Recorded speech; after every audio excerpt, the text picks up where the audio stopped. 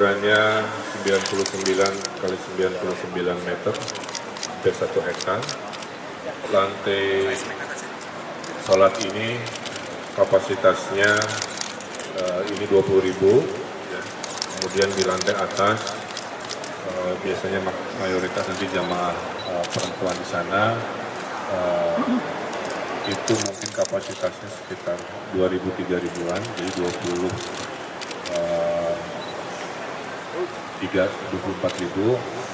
Di luar ada alun-alun, ya. Kalau lebar di dalam itu bisa digunakan sholat, udah dikasih garis-garisan juga, itu 20.000 juga. Keliling sana sini kalau dipakai sholat. Jadi kapasitas masjid ini sebenarnya 50.000 jamaah, udah kayak stadion. Masjid terbaru yang paling indah kan di Solo, ya, itu kapasitas 10.000, kalau ini 50.000.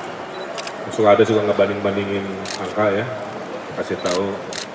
Berikutnya, Al-Jabar ini nggak hanya masjid.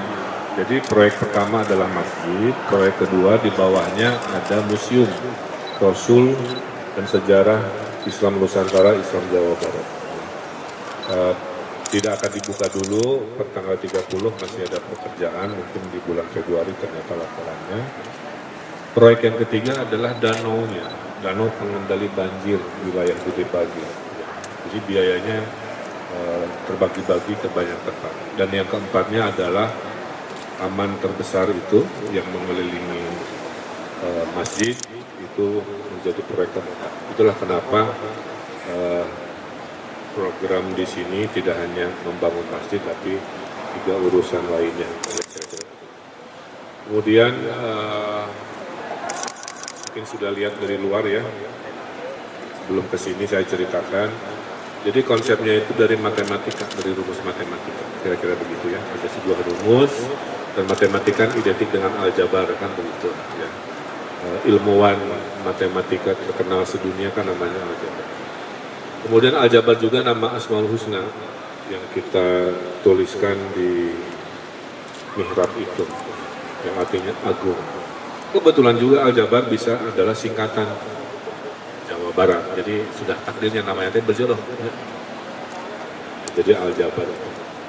Kemudian ini adalah gabungan dari masjid tanpa kolom, makanya bentuknya sangat megah, ya.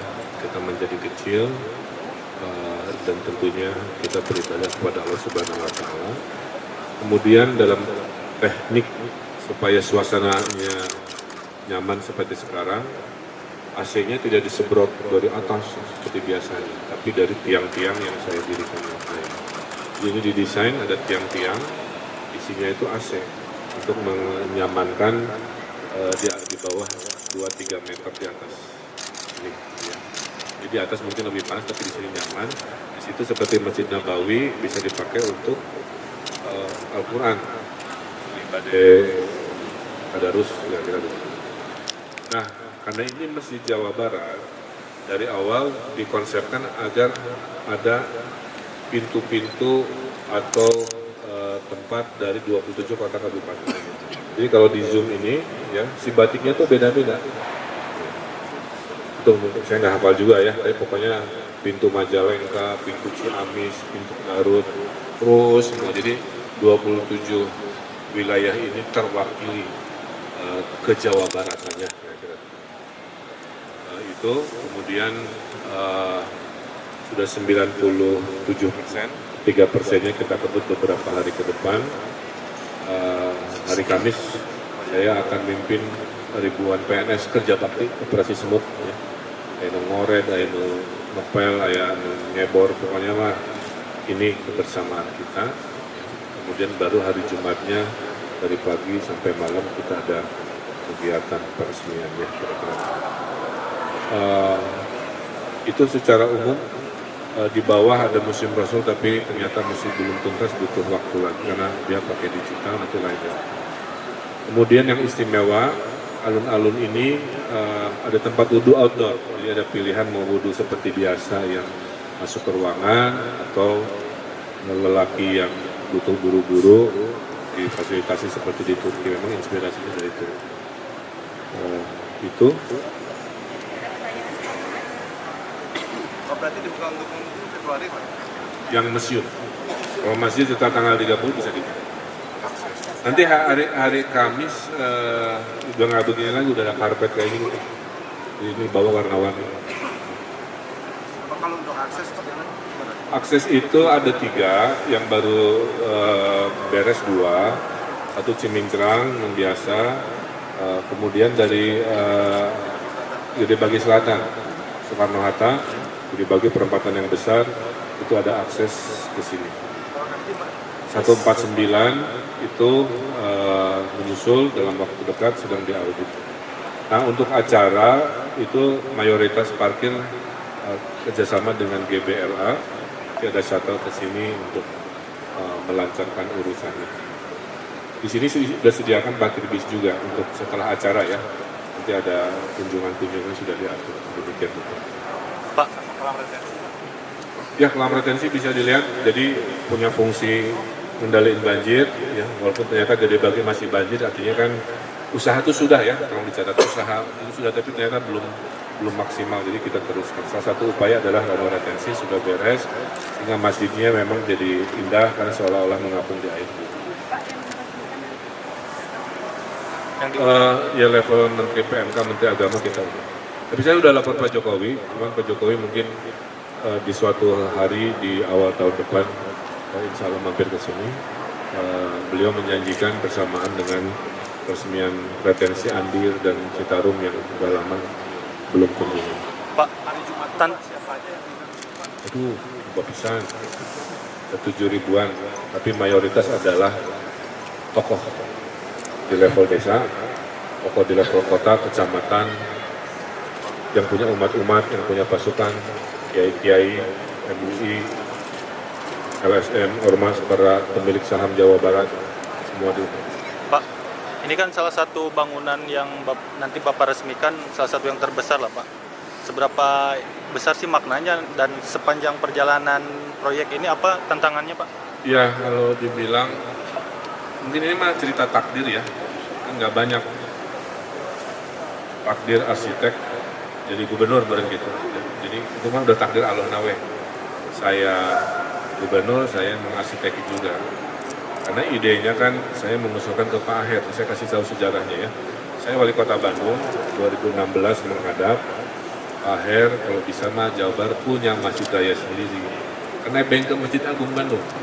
Makanya Masjid Agung Bandung dirubah namanya jadi Masjid Raya Bandung Provinsi Jawa Barat. Padahal urutannya itu gini, masjid negara milik negara Istiqlal, kalau provinsi itu masjid raya, kalau kota itu masjid agung kabupaten, kalau kecamatan masjid besar, kalau desa masjid jami. Jadi masjid agung akan saya kembalikan sesuai makomnya, nanti dihapus, dijuduli Masjid Agung Bandung. Itu kalimat saya ke Pak Aher 2006. Saya bilang, Pak, bikin aja sendiri, nanti saya hibahkan desain. Lokasi di mana Pak Ridwan? Gede Bage, karena ada kereta api cepat, akan ujung di sana, GBLA di sana, jadi barang-barang besar ngumpulnya di satu lokasi. Ya kira gitu historisnya. Makanya pas jadi melebihi imajinasi saya terus terang ya, antara yang saya sketsa dengan jadinya lebih keren jadinya. Jadi saya juga suka merinding masuk sini karena ya melihat kemudahan seperti ini. Jadi ini terkompleks, tersulit, terbesar.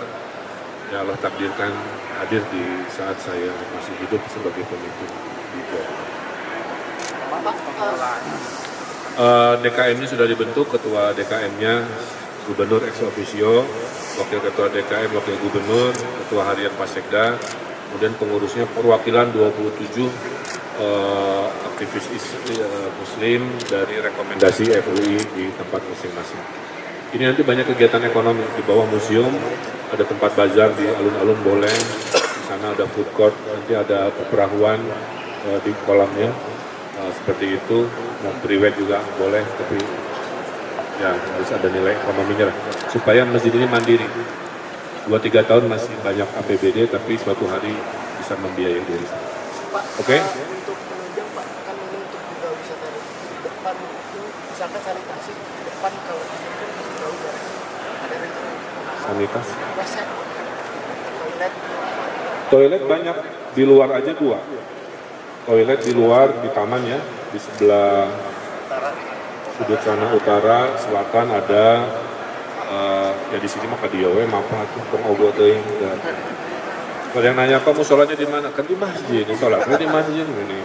Pak, nantinya akan dikelola BWL. Ya ujungnya itu, ujungnya kami akan mengonsepkan agar ini mandiri seperti rumah sakit, pendapatannya nggak usah masuk APBD dulu, tapi langsung dipakai untuk, kan konsepnya harus juga Masjidil Haram, berarti ada baju berseragam sedang didesain, kesatuan beri lompatan.